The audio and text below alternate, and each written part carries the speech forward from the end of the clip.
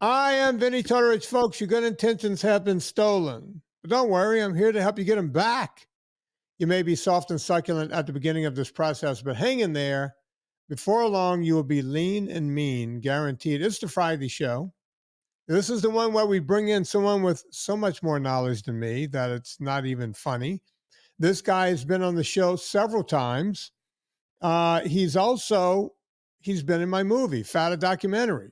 You need to go watch that. He's written some of my favorite books on low carb. I would like to call him one of the forefathers of low carb because he really is. Why We Get Fat and What to Do About It, one of my favorite books. The book before that was Good Calorie, Bad Calorie, which I tell, and he hates when I say this, don't read that one first. Read Why We Get Fat. Because you're going to be able to figure it out. Then, the case against sugar, and again, right now he's got the book. Oh, he also has a book called The Case for Keto. Great book. He's got so many books you can't even keep up. But today we're going to be talking about rethinking diabetes. I'm talking about none other than my buddy, Gary Taubes. How you doing, man? Vinny, thank you. Great to be here. Gary, I'm not blowing smoke when I say that you are one of the forefathers of the modern day version of low carb. And here's why. I mean, we could go back to William Banting, the letter on corpulence, right? And we can sit around and talk about, different people. We can go through the whole list, and you can get up to Robert Atkins, who wrote the Atkins book back in the 70s, over the years, before the internet was a big thing, I heard about Dr. Finney and Volek and what those guys were doing. But then at some point, someone said to me, hey, you need to read this book, Good Calorie, Bad Calorie. This dude is saying what you've been doing here. I was in Hollywood at the time working with celebrities and whatnot. This guy just wrote a book on what you've been telling us. I was like, all right, which son of a bitch stole my secrets?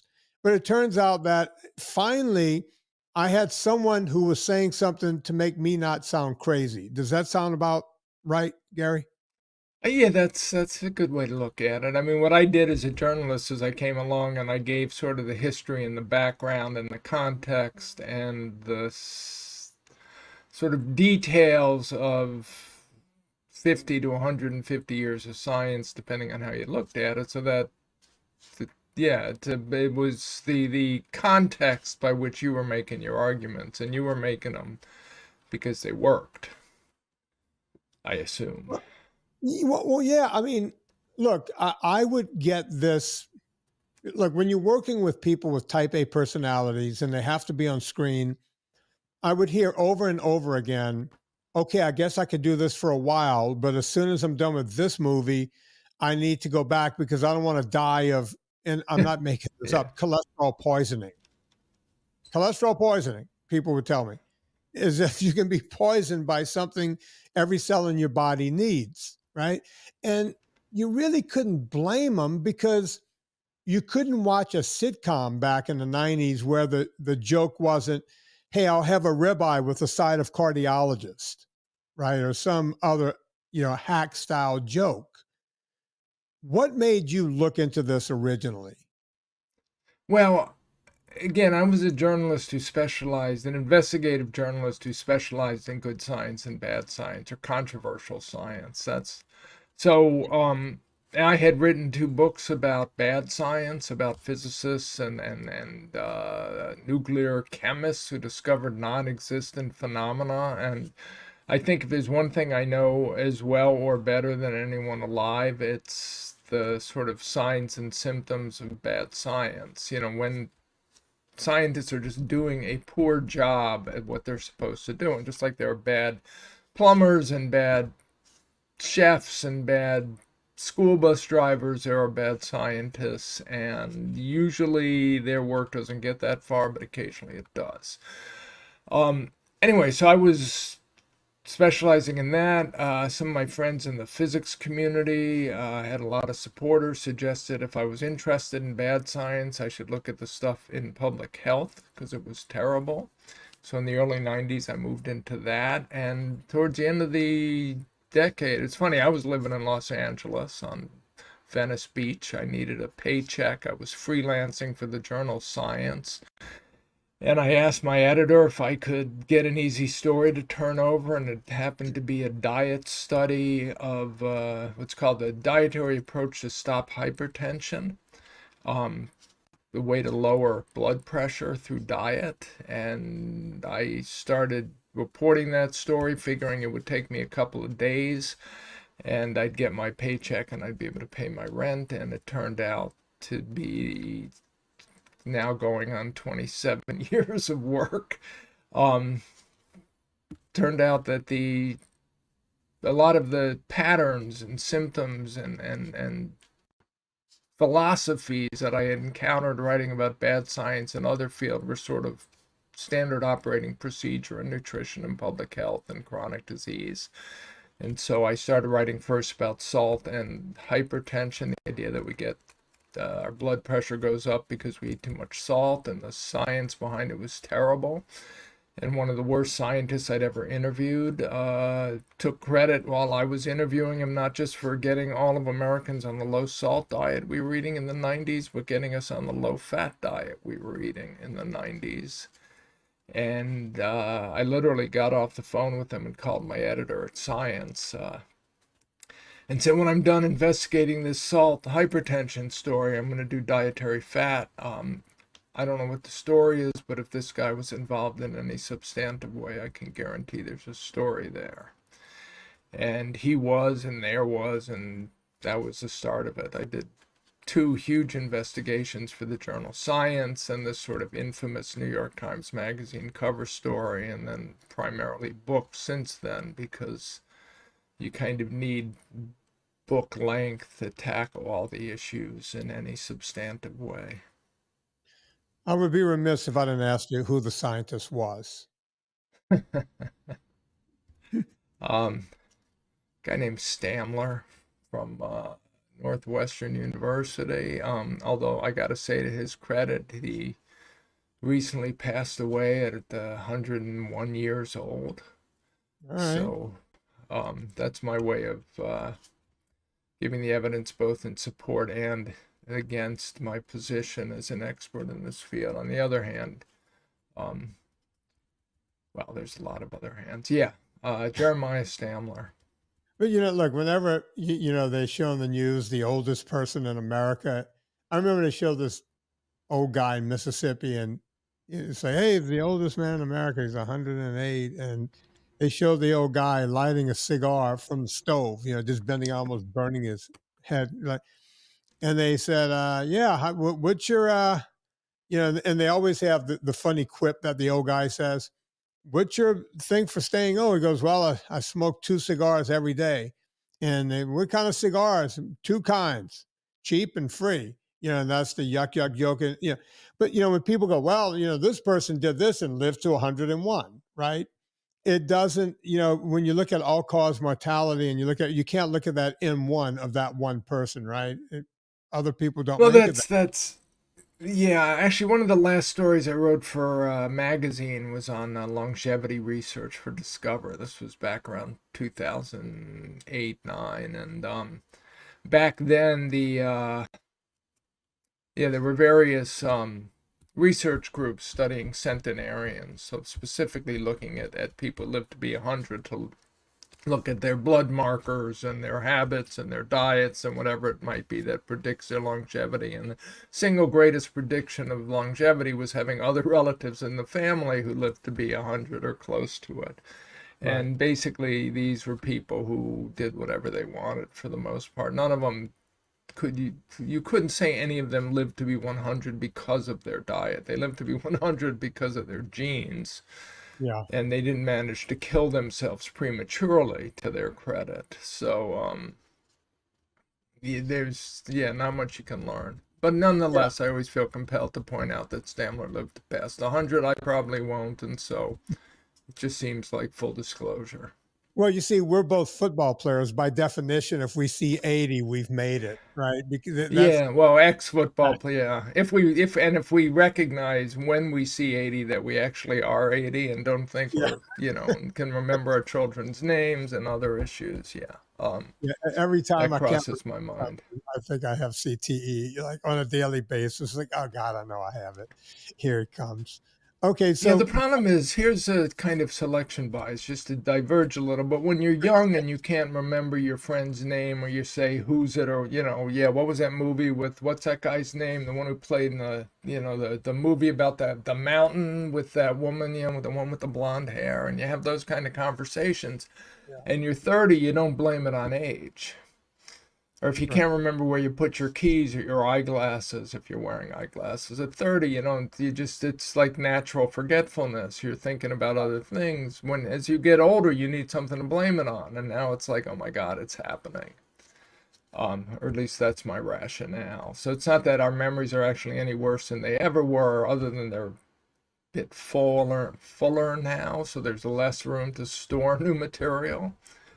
Um, Pretty much. Like it's, everything we do, like every time there's a plane crash, they have the person on the news going, I had a premonition. I got news for you. Every person who's ever flown has a premonition. Oh, wait, I wonder if this plane's going to crash. Right. yeah. That's not hard to find someone with a premonition that was on the plane that day. But we've now digressed 4 deep. I want to go back to the salt and the fat. You're writing about hypertension, high blood pressure, and all of a sudden you're figuring out that salt might not be the problem and that fat might not be the problem. How does that work? Why was the science so weak? And why did we listen to this guy? Um, so, I mean, the way it works specifically, um, you get a hypothesis. The problem with hypotheses in nutrition, so a hypothesis in nutrition might be sodium gives you hypertension, and eating too much salt gives you hypertension, and that leads to stroke, cerebrovascular disease, and you have, so the more salt you eat, the greater your risk of having a stroke. Um, and now you have to test that hypothesis. And the problem is it takes 10, 20, 30 years to develop cerebrovascular disease. So you have to figure ideally you run a clinical trial where you take a few thousand people, you randomize them to a high salt diet or a low salt diet, and then you have them eat that diet for 10, 20, 30 years, and they don't change anything else in their diets. They don't read the news about what's a healthy diet and what's not, because if you randomize them to eat a lot of salt, you don't want them eating less salt because they decide that salt's going to kill them, because that's what they're reading in the newspapers. So these studies like these are incredibly impractical, very Right. hard to do, and cost tens of millions of dollars, and so they rarely get done. So you have a community of researchers. I mean, we could think, there's a lot of debate about what the scientific method is, but on one level, it's hypothesis and test.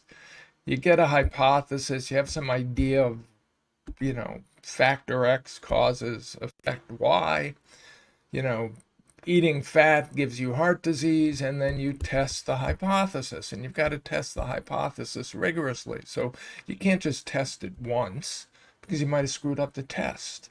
So you have to test it multiple times and in all kinds of different ways. And eventually you fail to think of any ways in which you can prove that you're wrong, and you begrudgingly accept that you're right. That's sort of how science is supposed to work. But if you can't do the tests because they're impractical, then you start using shortcuts.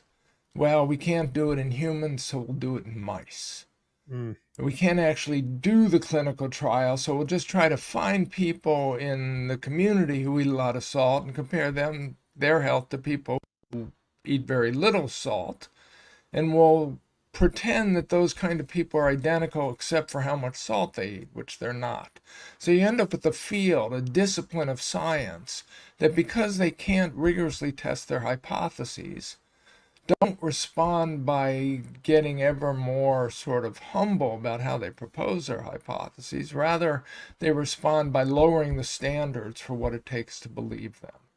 So Wow. they'll do a study in mice, and they'll show that they can, in the salt hypertension world, there was a researcher at the Brookhaven National Laboratories who said he went through 30,000 mice before he finally developed a strain of mice that got hypertension on high salt diets. So then he decided this is what happens with humans. You just ignore the fact that it took him 30,000 mice that didn't get hypertensive on high Right. salt diets.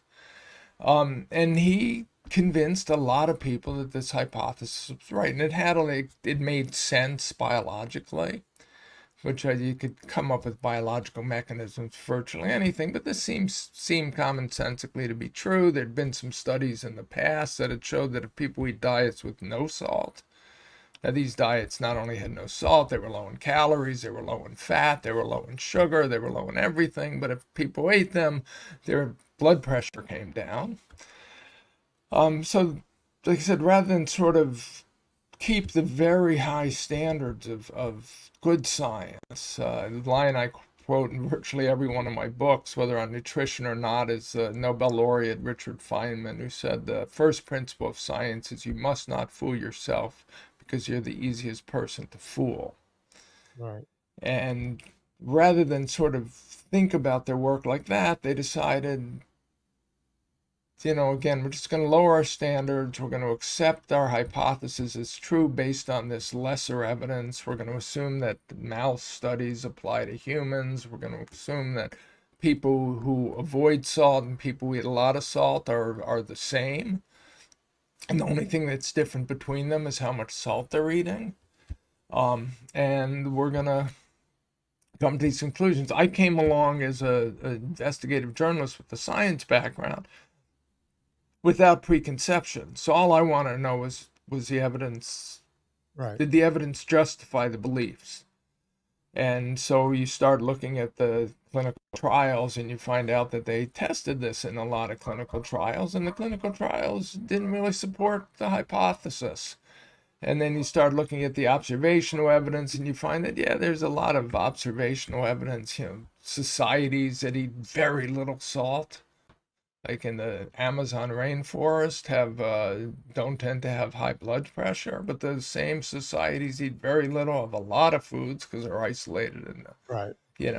So that's when you come along with an unbiased perspective and a reasonably informed sense of what we could call the rules of evidence, what you could believe from different types of evidence, it was clear to me. And then to the researchers I interviewed, it turned out that even though we had come to believe as a country, the public health message was that we get hypertension, our blood pressure goes up from high salt diets, it turned out that among the researchers in the field, there was a very vitriolic controversy. And a lot of people just didn't buy, a lot of very good, respected, physicians, scientists did not believe the hypothesis. So I was able to talk to them and find out why they didn't believe it and, put it all together.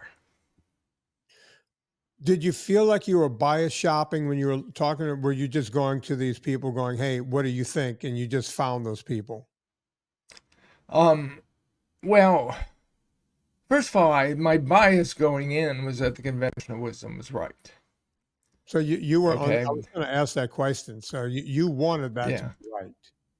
Well, I didn't want anything. And you could argue one bias as a journalist is I certainly have a better story if it's wrong. If it's right, who cares if some Right. True. journalist from science spends a year of his life saying, hey, by the way, they're right, you shouldn't eat salt. Right. So that's definitely one conflict of interest. As a journalist, you got the better story if the conventional wisdom is wrong than if it's right. I went through, actually for the salt story, I went through a very interesting exercise to test my bias. So I printed out all the major papers in the field. So I had a stack of papers, 3 stacks, maybe a foot deep. Right. And I found 3 very good epidemiologists, one at Harvard, one at UCLA, and a very famous biostatistician at the University of California, Berkeley.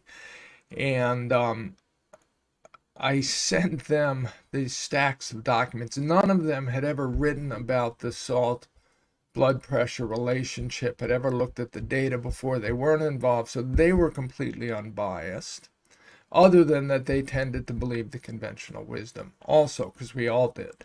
Right. And I asked them, in fact, to peer review the papers for me, to read all the major, and I couldn't pay them, but I could offer them a good dinner. And actually, one of them at Harvard put on one of the most amazing shows I've ever seen, where he basically, at a very fancy restaurant in Boston, he drank a bottle of wine by himself and then told me what was in all of the papers from memory. Wow. After drinking the bottle of wine. They all three of them agreed that this was some of the worst science they'd ever seen. One of them said these papers read like a New Yorker cartoons of what science should be. And so that was my way of basically peer reviewing the field. So after I was done with that, I had confidence I could write what that this is just bad science. The dietary fat story was, the story was even worse, so it was much easier to do. No clinical trials had ever really confirmed the dietary fat hypothesis. And several of them had refuted it, but not, in one famous case, not been published for 16 years after the results were available. So, and again, didn't have to make the argument that these hypotheses are wrong, but the argument I was making is they're unsupported by the evidence. They could be right, but we've changed the way everyone in the world eats. And as we've done that, we've experienced obesity and diabetes epidemics. And we did it without the evidence necessary to really believe that that the guidance we were giving people was correct. Well, that would be a good way to meander into the book, Rethinking Diabetes. Hang on to that for a second. Folks, Villa Capelli olive oil, it's the best olive oil on the planet. Why do I know this? Well, I'm Italian, and we know a thing or two about olive oil. It just comes with, I don't know, the heritage. Look, we are allowed in this country. I've told you guys you could go read Extra Virginity. You could go check out the UC Davis olive oil study.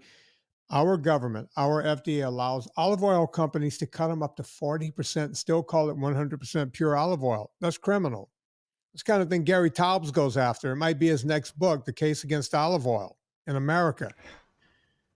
You can use that title, Gary. At any rate, Villa Capelli olive oil, they've been around for almost as long as this podcast has been around. And even before they advertised, I talked about them on this show because it's just the best olive oil on the planet. You want to save 10%, put in promo code Vinnie, VINNIE, no wimpy Y, and you'll get 10% off every single time, not just the first time.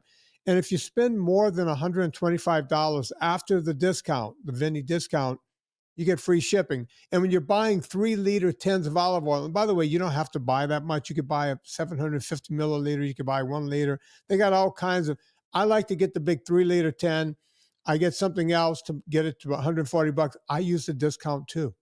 I get my 10% off. That's right. They don't ship it to me. I still pay for it. I get my 10% off and my free shipping. I feel like a champ. And 3 liters of olive oil. Folks, look, if you look at a can of, it's like a gallon. It's not quite a gallon, but it feels like a gallon because it's olive oil. So go check it out, Villa Capelli. You can go straight to villacapelli.com or go to vinnietortorich.com, click through, put the promo code in, and Bob's your uncle. We're talking to Gary Taubes. He's got a book out there, Rethinking Diabetes, and we just caught up with that at this point. Also, Gary, before we talk about that, you have a Substack. Am I dreaming this? Unsettled Science. Unsettled. That's with Nina, right? Are you guys doing that together, or am I making that? I'm doing it with Nina Teicholz. Yeah, we are. Yeah. So Substack, Unsettled Science. So you can go check that out on Substack. But right now we're going to talk about rethinking diabetes. Gary, a couple of years ago, a GLP-1 was just used to not even get your diabetes lowered into the 5.6 range. If you watch the commercials, they'll tell you, hey, take Jardiance or take Ozempic or take whatever. and we'll get you down to 7. And I'm sitting there going, wait, an A1C of 7, you're still sick. So you're taking a drug that's keeping you perfectly sick. That doesn't make sense to me. What have you learned about diabetes? Okay, so this is another mostly historical deep dive of mine. Again, as an investigative journalist, I kind of had to become in science and medicine, I had to become a medical historian in the process, because what you're always asking is, what's the evidence base for whatever it is we're doing? Like, why are these people, physicians, public health authorities, whatever they are, telling us we should eat this way or take these drugs for this disorder? And so you go back in the references in the articles and you look for the clinical trials that are done and you pull those and you look at those references and you just keep going back in time. So my books, as I've gone along, my books have become more and more historical in their character, because it turns out that not only am I learning about the mistakes that may have been made in diabetes therapy, both drug and diet, but you're learning about why those mistakes are made. So it's sort of the specific circumstances in medical science that makes doctors tend to jump to conclusions, in effect, about, they have to treat people. You've got somebody who comes into your office who's sick and you want to treat them. And if this is 100 years ago and you're talking diabetes, you have very limited knowledge about what this disease is. You've got this new drug, insulin, that's 3 years old, 1921 it's discovered, 1922 it's first used, and this drug seems to be remarkable. So you make conclusions about what the drug's doing and about how best to treat this patient based on virtually nothing except that awareness. And then you might have a textbook from this, like Elliot Jocelyn, who's a leading diabetes specialist in the world by this point, who's revising his textbook every few years based on the patients he's seeing in Boston in his clinic. And not only do our sort of bedrock philosophies about how best to treat this disease date back to that 100 years ago, but the mistakes that were made then continue to be carried along ever since. And you assume that we're getting much more sophisticated. We've got all these new fields, genomics, proteomics, these huge clinical trials. But what you learn in studying the history is that these doctors make mistakes. They're well-meaning, but they make mistakes. And as they learn about the consequences of their mistakes, they can't say, they learn about where they're failing, but they can't identify why they're failing. That's the kind of thing you need a clinical trial for. So 100 years ago, basically, then from before we had insulin, the hormone insulin, the only way to treat diabetes was through diet, the only effective way. And the physicians in the 19th century and all the leading diabetes specialists, this was a very rare disease, but the leading specialists on these diseases treated it with, for all intents and purposes, a ketogenic diet. They called it the animal diet. Right. The idea was, when you have diabetes, you can't metabolize the carbohydrates in your diet safely. It would show up as sugar in the urine of these patients, and then these terrible symptoms of this uncontrolled disease. And they realized that the patients we would call type 2 diabetics today, the ones who are constitute 90 to 95% of all patients, they could control their disease, basically live symptom-free, if they didn't eat carbohydrates. So they would eat fatty meat and green vegetables. They would boil the green vegetables 3 times to get all the carbohydrates out. They would lather them in butter or olive oil, depending on which country you were in. Same kind of advice that would be given today. And you're trying to put somebody in nutritional ketosis. Patients with type 1 diabetes, they're insulin deficient. So they need insulin. They can live with that or not very long, but this diet would delay the progression of the disease, but it wouldn't prevent their very premature death. So this is a therapy. It's well accepted. As the 19th century goes on, physicians say, look, we want to give these patients as many calories as they can, because by the time they come in to see us, they're emaciated. one of the symptoms of the disease. So we're going to give them as much fat as possible. So as people are taught to eat butter and cream and drink olive oil, and they do well. You know, they do as well. In some cases, you wouldn't know they were sick. Right. Most cases, if they follow the diet. Then they discover insulin, and insulin's a lifesaver for this patients with type 1 diabetes. And these are often kids, typically kids. Yeah. So you get these kids who are diagnosed, they're emaciated, they're hungry all the time, they're weak, they're within weeks of death, and you give them insulin. They could be within hours of death in a diabetic coma, and you could bring them back to life. So now they start giving insulin to everyone. Right. And insulin is this extraordinarily powerful drug. So they actually create the disorder of hypoglycemia. That's low blood sugar. And low blood sugar can be fatal. So, and back then in the 1920s, the doctors thought of it as insulin overdose or insulin shock because they knew that it was caused by the insulin they were giving their patients. So they now had to tell their patients to eat the foods that they were avoiding before insulin. So it's like, as this was described to me by one recent patient with diabetes, it's like carbohydrates become toxic to you when you have diabetes, particularly type 1, and insulin is the antidote. But insulin itself can be toxic and kill you. Right. So you have to be told to eat the carbohydrates so you can take the antidote.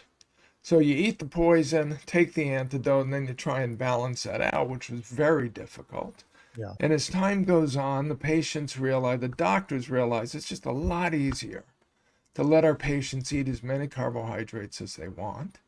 Particularly kids, they're diagnosed with this terrible disease. You don't want to tell them they can never eat a birthday cake again or drink a soda. Yeah. So you let them do it, and you cover the sins of the diet with the drug. And from 1920s onward, in effect, doctors would pay lip service to the idea that this is a dietary disorder that could be treated by diet. And then they would let the patients eat whatever they want, figured they'd do it anyway, and give them drugs. And that if the patients fared poorly, they assumed they were doing a bad job of taking the drugs.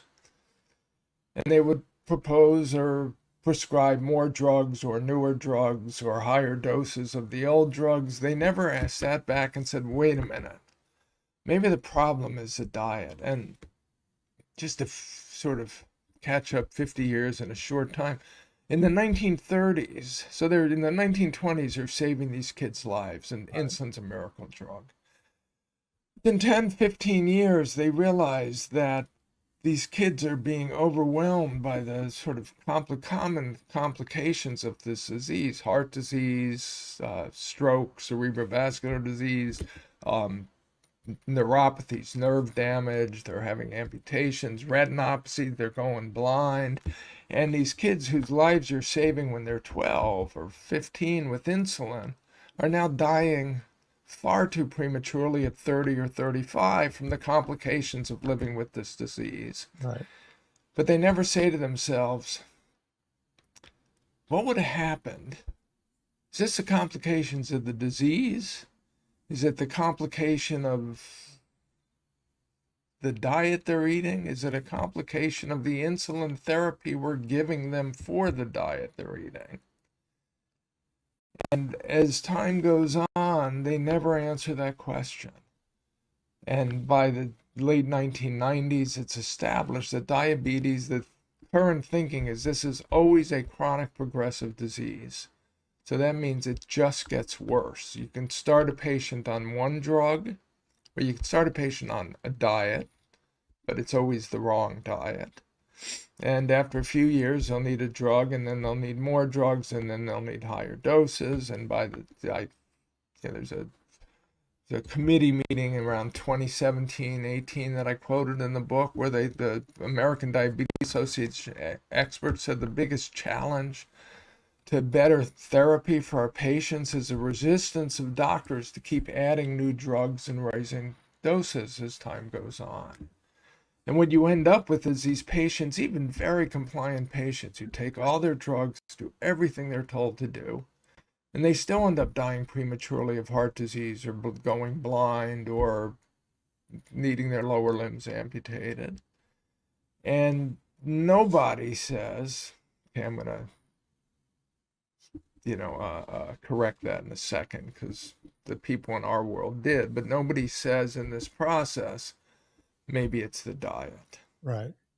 Maybe if we try to minimize, instead of having people eat the toxin and take the antidote, we have them avoid the toxin.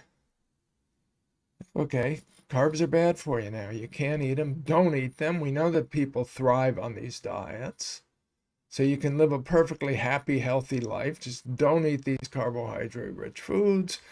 Minimize your drug use. And for type 2 diabetes, that means basically you don't need any drugs. And for type 1 diabetes, it means minimizing the use of insulin. So you minimize the damage that you could do by using insulin. Are you familiar, Gary, with a woman named Bethany McKenzie? I am not, but I fear I should be. She did a movie a few years ago. I wish I could remember the name of it. She was in that first documentary with you. I had her and her husband, Dr. McKenzie. They had a son, River McKenzie, who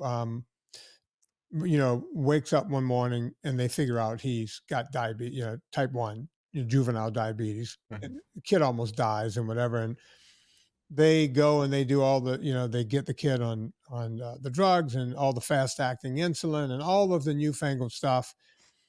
But this, just like all parents of juvenile diabetes kids, they always wonder if their kid's going to wake up alive in the morning.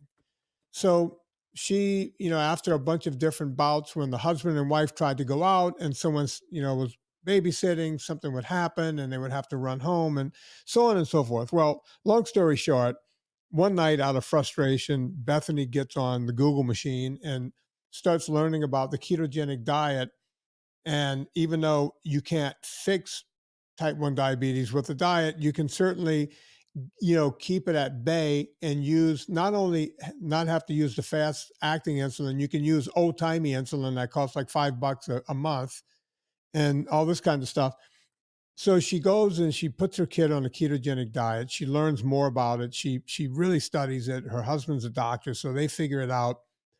And she cannot wait to go to the next checkup with the diabetes doctor to hand him this knowledge, and that their kid can now take the slow acting insulin and he never has any kind of problems and all this kind of stuff.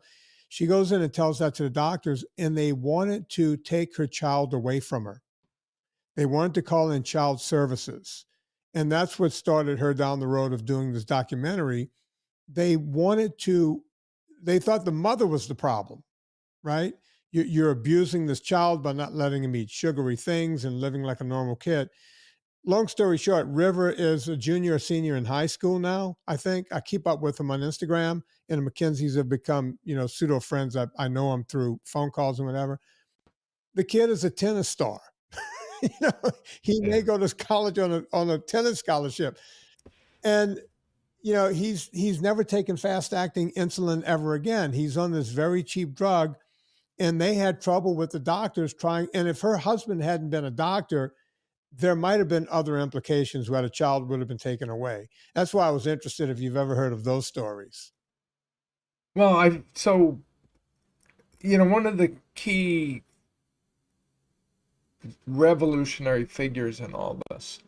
And when you write a book like I do, I think of myself as a serious journalist, you often don't really want to talk about people on the fringes of medicine, but I think, look, if they get credit, they get credit. I don't care. Right. And one of my favorites, there was this diabetes specialist, Elliot Jocelyn. It was like the god of diabetes in the United States from 1900 to 1950. He was at Harvard, and the Harvard Diabetes Center is called the Jocelyn Diabetes Center, and Jocelyn liked to name eras in diabetes research after the key researchers. So from like 1797 to 1900 was the Rollo era after John Rollo, and then it became the forgetting the name of the German diabetes specialist who Jocelyn studied with, and then the Banting and Best era, after Banting and Best discovered insulin, and then called the Hagedorn era, because Hagedorn was a Danish researcher who created long-acting insulin.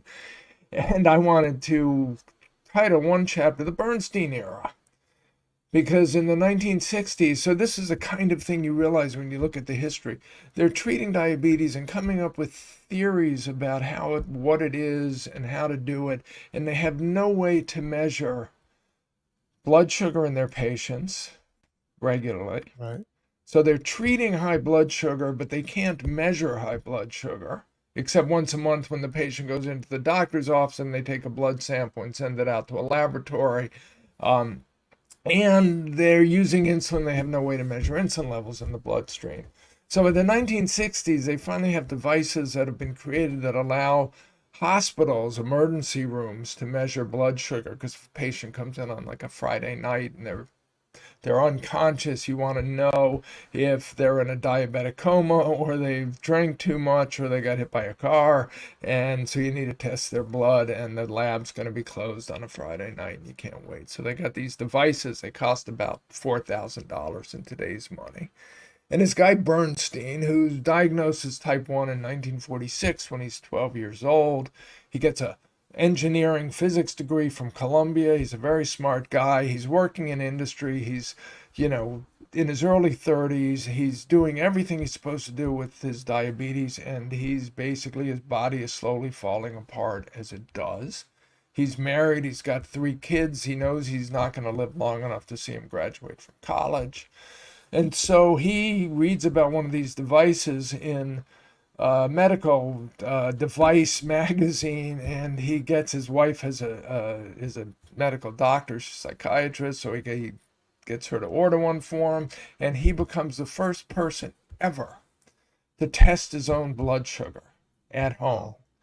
Okay, so Bernstein is literally patient number 1. This is like 1969, 1970, and because he's got this engineering background, he says, look, I'm going to test my blood 7-8 times a day. I'm going to test it when I wake up. I'm going to test my blood sugar, after I exercise. I'm going to test it before I eat. I'm going to test it after I eat. I'm going to record what I eat and see what I eat affects my blood sugar, and so on through the end of the day. And he has some fits and starts, but after a couple years, he realizes that he can keep normal blood sugar, like normal healthy blood sugar, even though he's got type 1 diabetes, if he essentially doesn't eat carbohydrates. Like if he eats bread, for instance, he just can't control. There's no way he can give himself insulin to control that. Right. And he also initiates the idea of giving both a sort of morning dose of insulin and then doses before every meal as needed to cover the carbohydrates that he's going to eat at the meal, which are invariably with Bernstein are very small amounts. And Bernstein's into networking, and in the 70s, New York was a hotbed of diabetes research. So he joins the Juvenile Diabetes Foundation, which is new, when he gets on the committee that allows them that gives out awards to researchers, so he can meet the people who are getting awards. And he says to them, look, I can keep normal blood sugar. And he shows them charts, and they say, no, that's crazy. You can't do that. And he goes, I'll show you. And he goes to their labs and he demonstrates his technique, and he shows these researchers at State University of New York, downstate, at Rockefeller and Columbia, that he can actually do normal blood sugars. Again, not the kind of A1Cs of 7 that you're talking about that you can get with these drugs, but actually the blood sugar that doesn't vary any more than it would in a healthy human. And these researchers are fascinated. So they do studies on his technique. They find their own patients, and they have Bernstein teach their patients how to do what he's doing, and it's reproducible. And then they host these big seminars, and the companies that make the devices fund the diabetes specialists from all over the country to come to the symposiums. And they end up, and every patient they tested on, it works. Particularly like the diabetic women who are pregnant with diabetes are very anxious to have a healthy baby and a healthy birth. So they were ideal patients because they would comply with whatever they told them to do. And these like women, pregnant women with type 1 diabetes, had babies that were healthier than normal controls. I mean, it was remarkable. So they end up promoting the US government to do a study, and it's the Diabetes Complications and Control Trial. It's maybe the third big diabetes studies ever done, and it's completely motivated by Bernstein's work. But they won't test diet. Because by the 1980s, the American Diabetes Association is telling people to eat high-carb diets and eat low-fat because they think fat will kill you. So the diabetes complication control becomes a test of insulin therapy and intensive, like use more drugs. Here's better ways to use drugs. Use insulin pumps, but they won't tell them to eat the diet that Bernstein realizes is what's allowing him to use as little insulin as possible. And after a decade, the study turns out showing that indeed patients who had this intensive insulin therapy had slightly less complications, but they gained weight, they had more hypertensive episodes. I mean, their quality of life deteriorated. So half of Bernstein's revolution is completely justified, and the other half is ignored. And meanwhile, Bernstein in his 40s goes back to medical school, becomes the oldest student ever admitted to Einstein Medical School. He gets references written by the leading diabetes authorities in the day. He writes his own, he writes his own diabetes books, Bernstein's Diabetes Solution, and he's always out there. But again, until the internet, you couldn't find people like Bernstein. So if you didn't know about his book, or a doctor didn't tell you about it, you wouldn't know. And then the internet comes in and people start having experiences like the McKenzies. Right. But now with Bernstein's, and one of them, the famous family in Hawaii, with a 7-year-old kid who's diagnosed with diabetes, and he's lost an enormous amount of weight. They think he's dying. And he goes into the hospital and they tell him, okay, now you're going to take this drug and eat these carbs. And he actually says at the time, well, why should I eat the carbs? If I got to take the drugs, eat the carbs.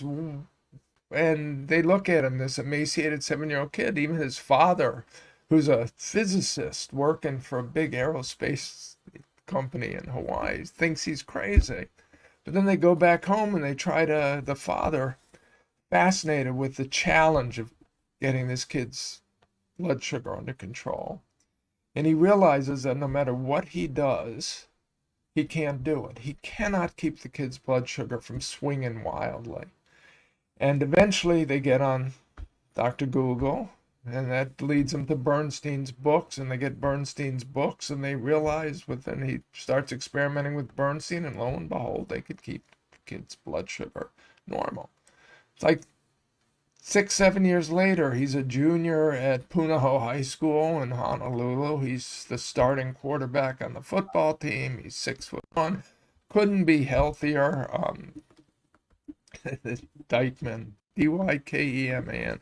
The parents, they start a Facebook group called Type 1 Grit, Grit, because they figure they want to get the word out that you could do this. And they get the kind of responses the McKenzies do from people who literally are suggesting that their son should be kidnapped and taken away from them because they're risking their life. But eventually it all grows now. I mean, last time I looked, that the Type 1 Grid had several thousand members, and researchers from Harvard had done a survey to study how well they could control their blood sugar.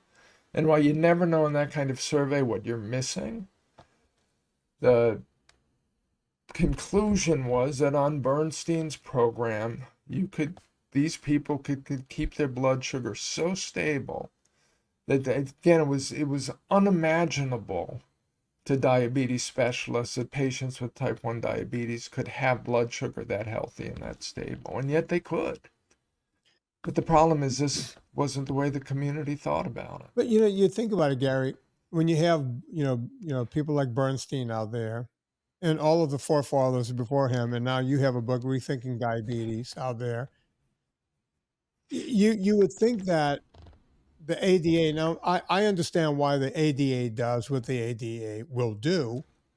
It's because they're receiving money from junk food companies by and large, right? And that's not going to stop.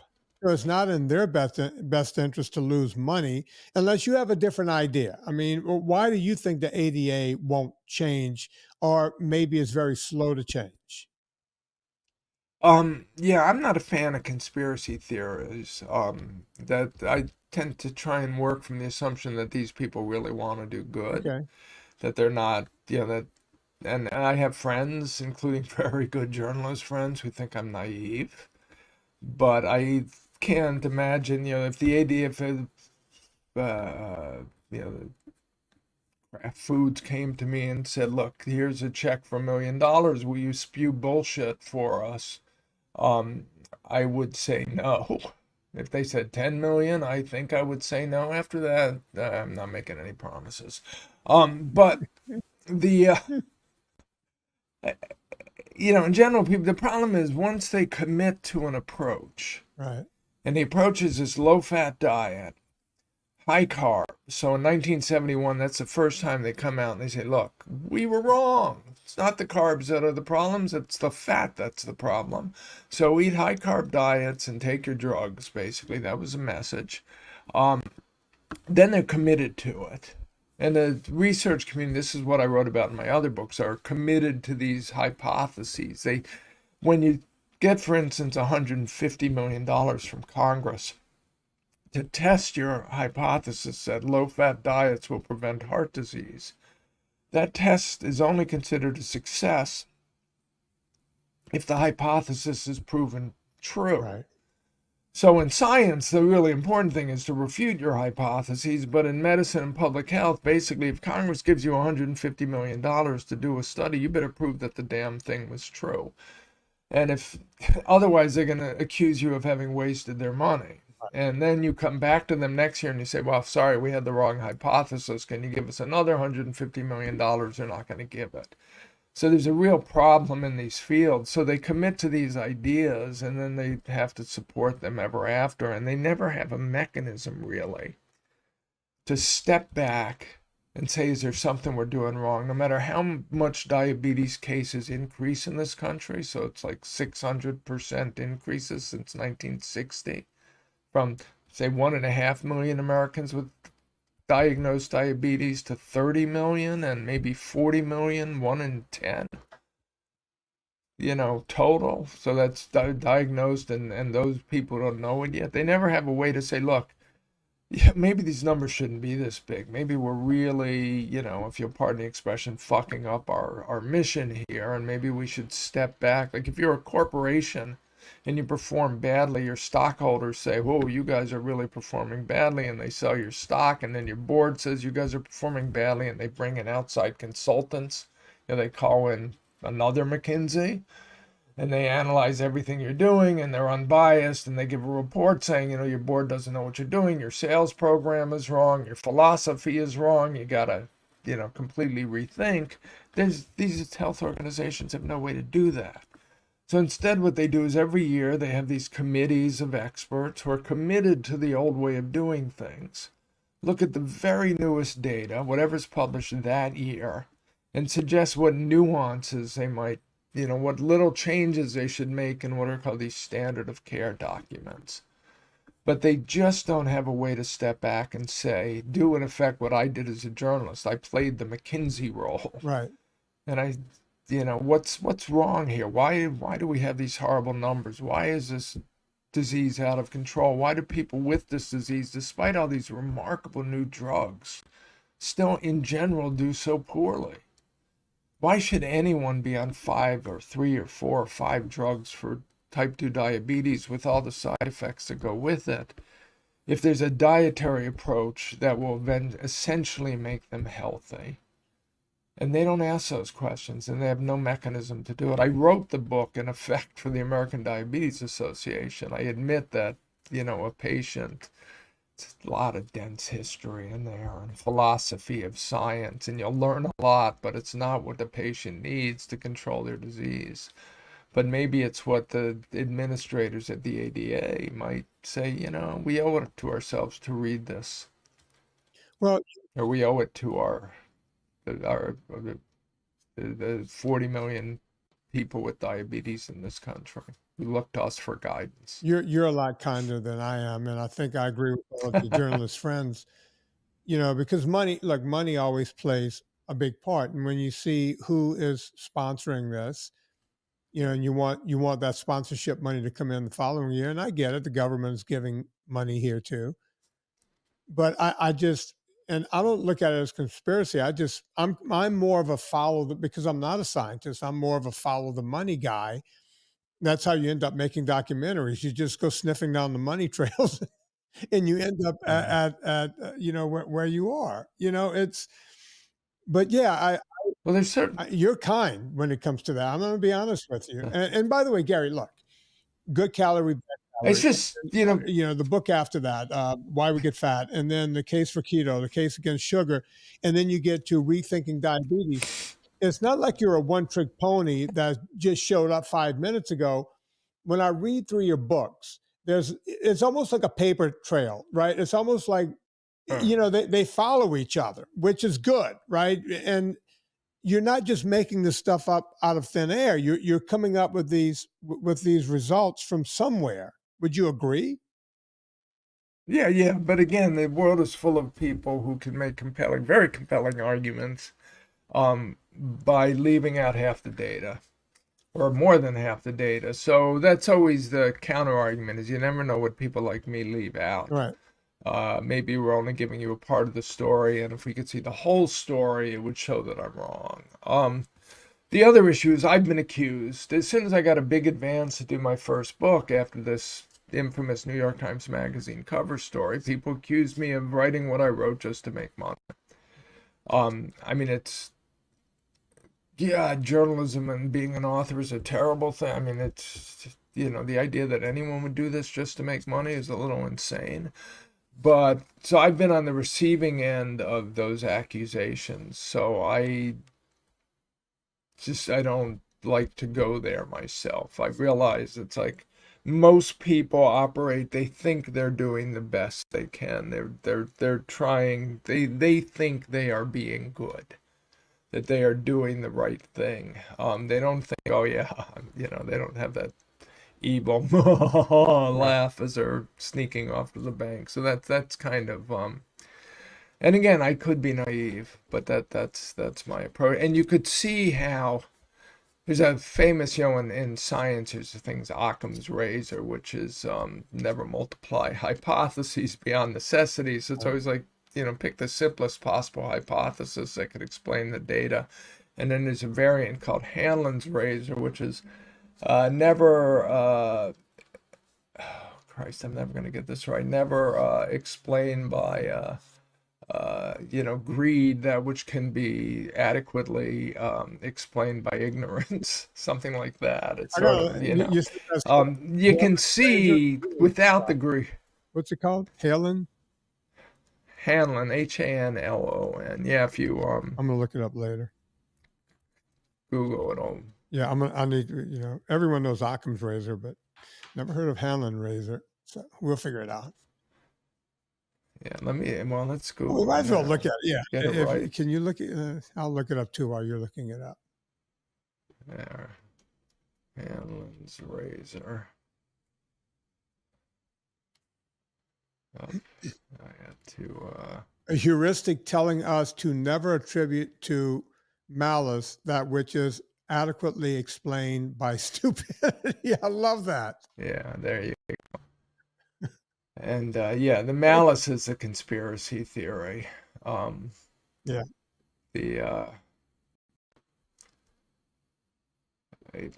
And again, it doesn't, my argument is, and I have this, for instance, when I write with Nina, because Nina has she's written a lot about conflicts of interest, and it's where one of her primary interests lie herself. And we finally said, look, we have to agree not to talk about this because we're going to get in an argument. Recently, before my book came out, there's a journalist turned financier named Neil Barsky. So Neil was he was apparently we were at Columbia uh, around the same time, and then I didn't realize this until after I met him. We had played poker a few times together in New York, and he had gone into financial journalism and then decided he could do what the people he was writing about, so he started a hedge fund, and he did very well for himself. And then he used some of the money that he made to fund a project called the Marshall Project to report on criminal justice issues, and Marshall Project reporters recently won Pulitzers for their work. And Neil was diagnosed with type 2 diabetes around 2016. And he, partially because he knew me, he read my books, he went on a very low-carb, high-fat diet, he put his diabetes into remission. And when my new book came out, he wrote an article about his experience and my role in it for The Guardian. And he got so interested in this. I haven't heard from him in about a month, but he got so interested in it that he decided he was going to do some reporting himself. He's now, very independently wealthy and comfortable. He's still a very good journalist who does a lot of writing. And he was going to look into the conflicts of interest with the American Diabetes Association. And his message to me was basically, Gary, you're naive. Yeah. There's a lot more going on here than those people pushing bad science, but I'm going to still withhold judgment until I see, I hope, his article. Well, tell your friend that he would be a friend of mine because, look, I get accused all the time of being in the back pocket of big meat. And I'm always sitting there going, first off, there's no big meat. And if there was, he would be a porn star. And my God, I wish there was big meat, stroking checks to guys like me and you. Right? There is no big meat giving us money to talk about this. I make nothing from doing this podcast, right? It's, I barely pay the bills with the sponsors on the podcast. As a matter of fact, I might as well stop the podcast. I do it because I feel a need to get the truth out. That's why I'm always having people like you and Nina and Dr. Seyfried and everyone else on, Eric Westman, and you name it, because the word needs to get out there. We need to keep this going or it will die a slow death. Well, that's I'm not sure it'll die. Although these new drugs will be interesting. But I used to what keeps us going now, I mean, the science continues to sort of recapitulate, and it's moved into whole new areas, like this area of metabolic psychiatry, which is now exploding with research, thanks to, again, one anecdotal story that happened to be an anecdote related to the son of some Silicon Valley billionaires. So he had out of control bipolar and schizoaffective disorder. He was living on the streets. He was, often unhoused, as we say here in California. And his parents, he had been a student at Stanford, I think, and his parents got him back home and eventually connected with Chris Palmer and got him on a ketogenic diet. Now he's off, I think, all but one of his drugs of 20 or 30 that he had on, apparently with the disease in remission, and they've taken that opportunity to create an organization and to fund research, and it's really kind of remarkable. So the interesting thing about this is, on some profound level, ketogenic diets or severe carbohydrate restriction works. Right. And it works for people. It puts diabetes into remission. It puts obesity into remission. It doesn't necessarily work for everyone. We don't really know what the proportion is of people. Apparently, at least anecdotally, it puts severe psychological cognitive disorders into remission. So, we're definitely, this thing just keeps going. Again, with every new drug that comes along, you're going to have a whole world of people who say, I'd rather take a drug than go on a diet. I don't We live in want that world, Gary. I mean, people just want the easy way out. If you can just swallow something once a day, it's a lot easier. I mean, on some level, why shouldn't you? There are enough hard things in life without taking the easy things when they come Right. along. So I could certainly understand the logic. I worry about long-term effects of these drugs. And my own experience with friends and families is that things usually don't go well when people are on powerful drugs for years to decades. Yeah. Um, but maybe we're an anomaly. Maybe I'm just paying too much attention to it. But anyway, that's the issue. The approach works, just works, and it works for a lot of different disorders, and that's not going away. That gene, I don't know. Maybe the environmentalists will convince the social media czars that they should ban discussion of these diets on the internet because they are believed to be harmful for the environment and Oh, climate we, change. we But other look, than I that, I get can't really. Gary, whether you want to believe in conspiracy theories or not, I know for a fact that I'm shadow banned on Meta, Facebook, and Instagram. Because we got in touch with people, the powers that be. We know that to be a fact. Um, I was taken off of Wikipedia. I don't like to sit around and complain about it because it doesn't do any good to complain about. Right. These are the things that go on. But when you look, just last week you were talking about mental health. We had Georgia Eade on the show, who's done a ton of research around this, and we know that low carb diets is it's great for these people, right? But what are we supposed to do? It's we can just keep talking and trying to get the word out, and that's it. No, and what else do we have to do with our time? Well, me, nothing. We're both too old to have alternative careers at this point. So. Yeah, we got to keep doing. We got to dance with the date we brung, or we can retire. That's what we have. You know, Another conflict of yeah. interest. Well, Gary, I don't want to keep you forever. Hang on, because I have to wait until this uploads at the end. I want to talk to you a little bit off and let you know why I moved to the East Coast. Folks, go check it out. You can check out Gary Taubes, unsettledscience.com. That's a Substack. It's unsettledscience.com. You'll see Gary and Nina, two of my favorite people there. And go get the book. Go get the book, Rethinking Diabetes. I have not read that one yet, but I will be. I will be ordering it right now because I'm going to go through vinnietortorich.com straight to Amazon. I'm going to click through the banner. I'm going to put a little coal on my own fire. I'm going to get my train down the track. And you guys should do the same thing. Also, rate and review this podcast unless you're one of the vegan haters who follow this show. You guys take a knee. Don't go rating and reviewing because we don't need that. You guys just take it easy. All right. So, on behalf of Gary Taubes, my name is Vinnie Tortorich. Put life into living and do it with enthusiasm.